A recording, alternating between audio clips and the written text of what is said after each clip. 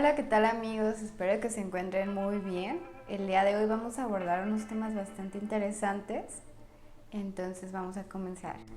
El primer experimento que te quiero platicar es el experimento del monstruo. Este sucedió en 1939. Con ese nombre te imaginarás que el resultado no fue nada bueno. Fue un experimento sobre tartamudeo realizado con 22 niños huérfanos entre 5 y 15 años. En este caso, el investigador pretendía provocarle la tartamudez a chicos que no eran tartamudos. Se dividió el grupo en dos, uno de control y uno experimental, y se le decían palabras positivas a la mitad de los chicos, alabando la fluidez que tenían al hablar, y a la otra mitad se les dio una retroalimentación negativa. Se les decía palabras de desaliento, palabras negativas, remarcando las imperfecciones del habla y diciéndole que estaban desarrollando tartamudez.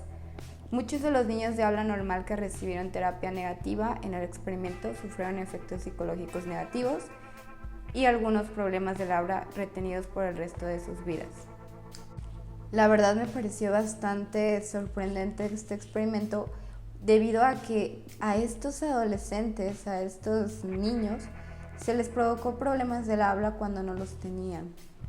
Ellos perdieron la confianza, desarrollaron este problema del habla cuando eran niños que no presentaban ningún signo de tenerlo y solamente se hizo utilizando palabras negativas, diciéndoles que no tenían una fluidez. Y la verdad, yo considero que es uno de los experimentos más impactantes de esta lista debido a la afectación que tuvo en las vidas. La Universidad de Iowa, que fue la universidad que realizó este experimento, tuvo que darles una indemnización en el año de 2001 a 2007 por los daños ocasionados a las vidas de estos participantes. El siguiente experimento del cual les quiero hablar es el experimento de Asch. Fue realizado en 1951. Es una serie de experimentos sobre la conformidad de los grupos. Se le pidió a unos estudiantes que participaran en una prueba de visión, aunque todos los participantes del experimento eran cómplices excepto uno, para ver cómo reaccionaba este frente al comportamiento de los cómplices. El objetivo de esta investigación era estudiar las condiciones que inducen a las personas a permanecer independientes o a someterse a las presiones de un grupo cuando éstas son contrarias a la realidad. Se les pidió a los participantes que se dijeran cuál era su juicio de longitud de varias líneas dibujadas en una serie de exposiciones. Se les preguntaba si una línea era más larga que otra, cuáles tenían la misma longitud. Los cómplices habían sido preparados para dar la respuesta incorrecta en los tests, y se determinó que los verdaderos participantes terminarían eligiendo la opción incorrecta cuando los cómplices estaban presentes.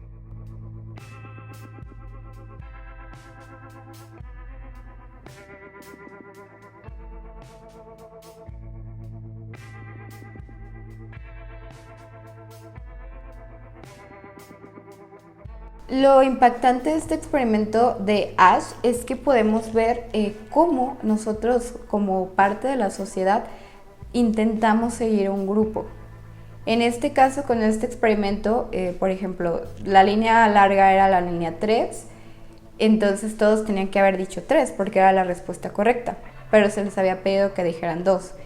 Y al final de todo el experimento, el participante que no sabía ni tenía idea de lo que estaba sucediendo, pues tendía a responder igual que los demás, por ceder a la presión social. Esto es algo que pues día a día nos enfrentamos a ello y me parece interesante que ustedes conocieran de él. El siguiente experimento del cual les voy a hablar es el experimento de Robbers Cave o la Cueva de los Ladrones, que fue realizado en 1954. Se hizo para estudiar el origen de los prejuicios en los grupos sociales en un campamento de Boy Scouts en el que participaron 22 niños de 11 años, todos varones. Los chicos fueron divididos en dos grupos desde el principio del campamento y a medida que pasaba el tiempo se fueron consolidando. Ya establecían jerarquías internas, le pusieron nombre. Después los investigadores camuflajados como los adultos que trabajaban en el lugar empezaron a crear fricciones entre los grupos en base a competencias deportivas y en este caso la hostilidad en los grupos se hizo bastante fuerte, se incrementó enseguida y la segunda fase del experimento tuvo que suspenderse antes de lo previsto por los problemas que hubo en la seguridad. En la tercera fase se introdujeron tareas que requerían la cooperación de los grupos, desafíos en los que necesitaban resolverlo ambas partes, como un problema de escasez de agua o un camión atascado en el campamento. En cuanto la cooperación se hizo necesaria, las hostilidades pararon y los grupos se entrelazaron hasta el punto que los chicos insistieron en volver a su casa en el mismo autobús. Lo que me parece bastante interesante de este experimento de la cueva de los ladrones es ver y comparar con nuestra sociedad cómo cuando hay problemas y cuando se nos enfrentan unos a otros, pues la hostilidad surge. Pero en la tercera fase de este experimento, cuando a los niños se les pone a trabajar en equipo, la verdad la hostilidad quedó al lado totalmente y se unieron y pudieron sacar adelante las actividades.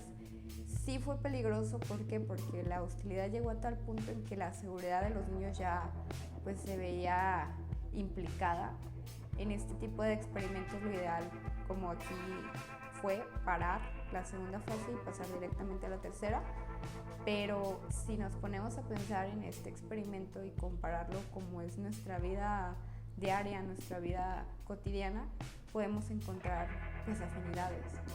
El siguiente experimento es el del pequeño Albert. Fue realizado en 1920, de hecho es de los más antiguos que les pongo en este video. Y vamos a comenzar. Seleccionaron a un bebé sano de 11 meses, llamado Albert, para hacer un experimento sobre el condicionamiento. Primero lo examinaron para probar que inicialmente no tenía miedo a los animales peludos, pero sí se identificó un miedo a los sonidos fuertes. Entonces lo que hicieron fue mostrarle al pequeño Albert una rata blanca y al mismo tiempo hacer un ruido fuerte. Después de varios ensayos, el bebé lloraba ante la presencia de ratas, pero más adelante mostró un miedo general. Lloraba ante la presencia de personas con barba, perros, lana, abrigos o cualquier cosa que le recordara a la rata. No se pudo identificar si estas fobias permanecieron ya en la vida adulta de Albert, porque el pequeño Albert murió a los 6 años de una hidrocefalia provocada por una meningitis. La verdad, el caso del pequeño Albert me impactó bastante. ¿Por qué? Porque era un niño de 11 meses al cual se le estaba intentando generar una fobia, que tuviera un miedo tremendo, un miedo muy grande a algo. En este caso, se comprobó ya después de que se terminara el experimento de que Albert le tenía miedo ya a cualquier cosa que le recordara a la rata. Si fuera algo peludo, un peluche, el pequeño Albert le tenía miedo. Ya no era necesario que hubiera un sonido fuerte. Simplemente él, al ver ese material afelpado, peludo, él tenía la reacción de miedo. La verdad, este tipo de experimentos hoy en día ya no se pueden realizar. Es totalmente antiético y la verdad que bueno que pararon, porque si pudiéramos haber tenido la información o si Albert hubiera vivido más años, la verdad hubiera sido muy criticada esta acción que tomó este experimentador. El siguiente experimento es el experimento de Milgram. Este experimento fue realizado para averiguar qué papel juega la obediencia en nuestro comportamiento. Milgram diseñó un experimento en el que participaban 3 personas, un investigador, un maestro y un alumno. Los maestros fueron reclutados a través de un aviso en el que se pedían voluntarios remunerados para participar en un estudio de memoria y el aprendizaje. Los alumnos eran cómplices del experimento. Al comenzar el experimento, el investigador se reunía con los participantes del estudio y les hacía creer que se estaba repartiendo los roles al azar. Luego le explicaba al maestro que cada vez que el alumno contestara una pregunta incorrecta, tendría que apretar un botón que le provocaría una descarga eléctrica, y esta aumentaba la intensidad ante cada respuesta incorrecta. Cada vez que el maestro castigaba al alumno, este simulaba que se retorcía de dolor, que era cada vez más intenso. Todos los especialistas pensaban que la mayoría de los maestros se negarían a continuar pasado cierto punto, pero descubrieron que la insistencia del investigador para que siguiera aplicando las descargas tenía un tremendo efecto sobre las personas. El 65% de los participantes llegaron a aplicar la descarga máxima, aunque se sentían incómodos al hacerlo, y ninguno se negó rotundamente a aplicar las descargas hasta alcanzar los 300 voltios. Lo que me parece bastante impactante de este experimento es ver cómo nosotros cedemos ante la presión de algún superior. En este caso, los maestros cedieron ante la presión de los experimentadores de aplicar las descargas eléctricas, siendo que ellos no querían, veían cómo los alumnos se retorcían de dolor y aún así seguían porque estaban recibiendo una orden de alguien quien era superior en ese momento. Podemos aquí analizar bastante nuestro comportamiento, cómo nosotros mismos cedemos ante las presiones sociales, ante las presiones superiores a nosotros, en este caso de algún jefe, maestro, padre, y es algo que debemos analizar. El siguiente experimento del que les quiero hablar es el experimento del muñeco Bobo, que fue realizado en 1961. Es un experimento sobre la agresividad infantil que pretende mostrar cómo los niños aprenden desde chicos las conductas agresivas por mera imitación. El grupo experimental estaba compuesto por 24 niños y 24 niñas que eran expuestos a conductas agresivas y un grupo de control de 24 niños y 24 niñas que veían a un adulto jugando con el resto de los juguetes con normalidad.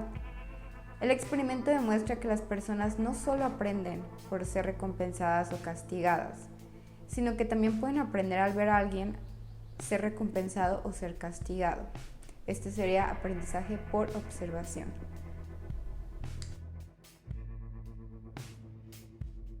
El experimento en verdad fue bastante impactante porque consistía más que nada en que a los niños que fueron expuestos a conductas violentas, ellos veían como un adulto golpeaba un juguete que era un payaso inflable.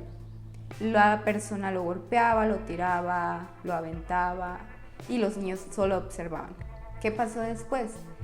Estos niños fueron pasados a otra habitación y llegó un payaso real, llegó una persona vestida de payaso. ¿Y qué sucedió? Pues los niños empezaron a golpear a ese payaso que era real, que no era un juguete, tal cual lo hizo la persona con el muñeco. Y por último voy a hablarles del experimento de la cárcel de Stanford. Fue en el año de 1971. Es uno de los experimentos más famosos de la psicología por los resultados que se obtuvieron. Tuvo que cancelarse después de una semana. Parte de la sospecha de que somos más esclavos de nuestros roles de lo que creemos. Para comprobarlo, crearon una simulación de una prisión en una parte de la Universidad de Stanford. Eligieron a varios estudiantes psicológicamente estables y los dividieron en dos grupos, el de los guardias y el de los prisioneros.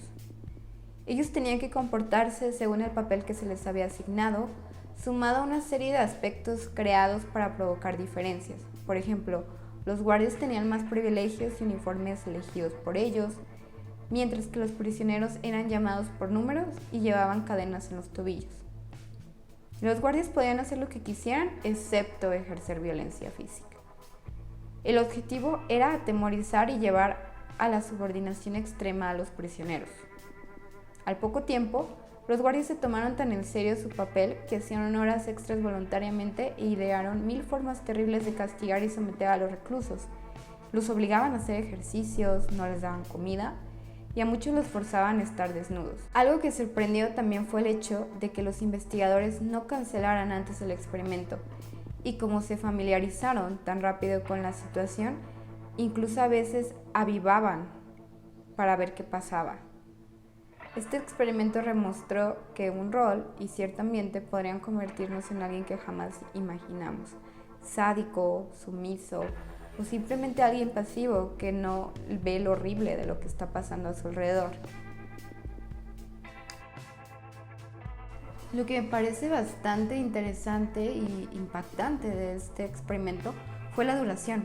Duró menos de una semana y en menos de una semana todo se salió de control. Casi estaban al borde de perder la vida algunos de los participantes. Sufrieron agresiones los prisioneros bastante graves. Terminaron con traumas psicológicos severos. Y todo esto, ¿por qué pasó? Porque los experimentadores, al contrario de decir, oye, ¿sabes qué? Ya, termina el experimento, creaban situaciones para que siguiera en curso y que no parara y ver qué sucedía. Inclusive ponían situaciones en las que los guardias tenían que ejercer más autoridad. Y la triste realidad es que sí fueron afectados los participantes. Este experimento creo que es uno de los más famosos, es uno de los más impactantes de analizar y pues ni modo, estas cosas sucedieron en el pasado.